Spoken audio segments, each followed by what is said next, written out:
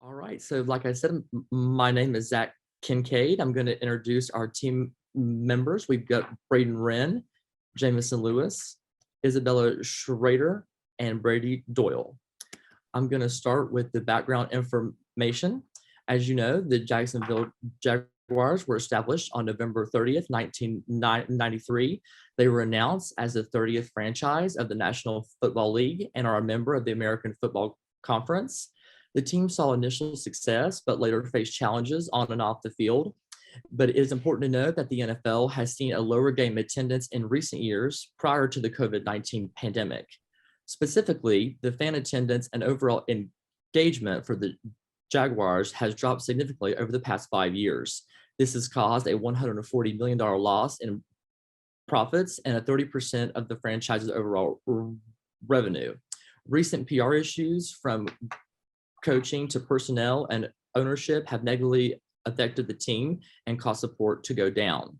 This brings us to the problem at hand, and the problem that we wanted to address today is what can the Jacksonville Jaguars franchise do to increase its overall value? And that's the solutions that we'll be providing for you today. I'm going to hand it over to Braden Wren to go over the SWOT analysis.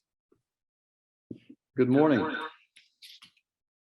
First off, I'd like to start by covering the demographics for our strengths. They have a good location for their population size. The city of Jacksonville is the 13th largest growing city in the United States and the largest city in the state of Florida. With over the past 10 years, they've had a 14.23% growth rate, averaging 1.2 or 3% a year. They also have a good, strong, passionate fan base that they have had generations of locals in the city of Jacksonville support the team. And we have found multiple articles, social media posts, what have you, on how the fans said that they would continue to support their team because it's a part of their culture in Jacksonville and surrounding areas. We feel like a good strength for them could be an effective social media presence. And we're going to get into that in a little bit. Their weaknesses include that the team has struggled recently to win. For example, in the year 2020, they only won 1 out of 15 games. And for the past 10 years, they've averaged 3 or 4 wins out of the 15 games a season. Their weaknesses also include their fan attendance, which has dwindled down even before the pandemic began. They're also dealing with more public relations issues and problems more than internal management issues such as operations, things like that. Their opportunities include a new $120 million practice facility that is also around 127,000 square feet. That includes 2 outdoor fields and a new indoor facility. And actually, they got a pretty good deal that we felt because the city agreed to pay half of the construction costs and I think about a 30-year lease contract. That's also the first step that the Jaguars have implemented into leading into the TIAA field renovations for a better environment for fans and things like that.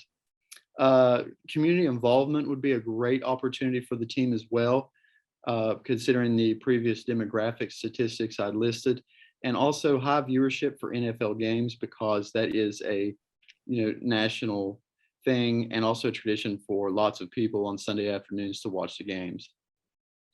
Threats to the team include the obvious COVID-19 pandemic, recent PR issues such as with their top management and ownership, the other NFL teams' marketing policies and strategies, and community outreach programs, and also the lack of visibility in media outlets. We couldn't find much on the Jaguars, but we feel that that could be definitely improved.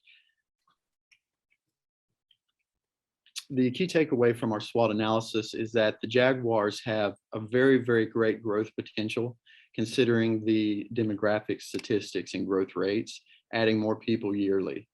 But we need to focus on improving the franchise's core value, structure, and beliefs, and overall public relations through fan-based initiatives and community events.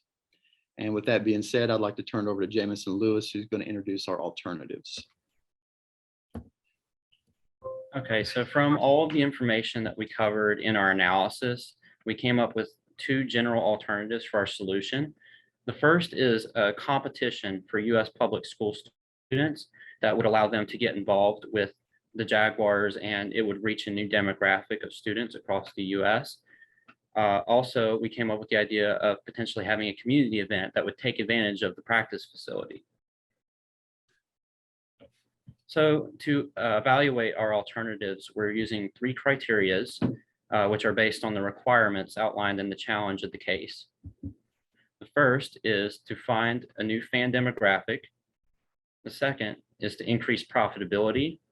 And the third is that it needs to be a new growth opportunity.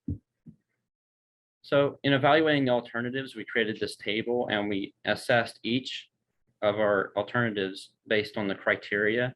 And we figured that the competition would be the better option because it reaches a new fan demographic in the sense that it's targeting people all across the US instead of just in Jacksonville, like the community event would.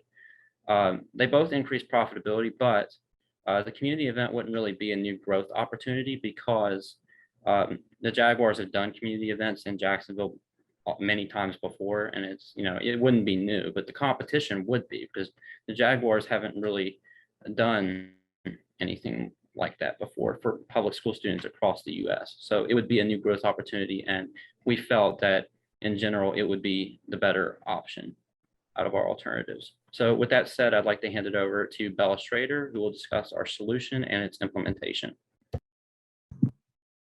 Our solution to the aforementioned issue that the Jaguars have been facing is a youth merchandise design contest, which would be a part of the Jaguars Foundation. This competition would be partnered with school systems across the Southeast United States, and students would be given a design prompt that would later be used to create merchandise for the Jaguars. These students would receive both cash prizes as well as tickets to the next regular season. Our first step in implementation would be to establish the actual partnerships with the public schools located in the Southeast so that there's a wide pool of students that can participate. There's multiple different youth and community service programs that already fall under the NFL Foundation, so that could help with funding for the program. The next step would be the actual execution of the contest. To start this, the Jaguars would need to heavily market the competition and promote it through NFL channels, as well as social media and normal advertisements. Once submissions are received, a panel of judges will then decide on a winning student's design. Third step will be to finally sell the winning student's design onto merchandise that will be sold both online and in person at home games. This solution would also boost the Jaguars' public image, as 50% of the proceeds of merchandise sales will go to a charity. If this solution is successful, it can continue for as many years as wanted, with design prompts changing every year. Our overall timeline would take place from April of this year to March of 2023. From April to August, we would do our first implementation step of establishing partnerships and would then move into beginning the contest in September. By December, the judges will decide on a winner so the design can be sold by the next year in March. The costs for this competition are quite minimal, with an estimation of about $18,000 to $20,000 in total. This budget will be allocated specifically towards marketing costs, merchandise production costs, and payment of the judges that would decide on the winner. And although there are some costs, of course, incurred from the contest, this would ultimately be highly offset by the profits that are gained from the sales of merchandise. And since fan engagement through the contest would increase ticket sales, this will also further increase profits. And now I'm going to pass it over to Brady. With any good solution, there comes risks, and our solution is no exception. The first risk that is posed would be a low turnout rate for the contest, which would be triggered by not enough student or school interest in the event. But a way to mitigate this risk is to go back onto what our solution said and do a lot of promotion on all types of platforms, from social media to billboards. The second risk to talk about is winning merch does not sell. So after we do this contest, none of the merchandise sells, which could be caused by not enough fan interest in the merchandise. Another way to mitigate this risk is to promote and give incentives for purchasing the merchandise. But even with leftover merchandise, the Jacksonville Jaguars could donate this back to nonprofit communities in the Jacksonville area. All right, I think that will end our presentation for you today, and we'll now take this time to answer any questions that you may have.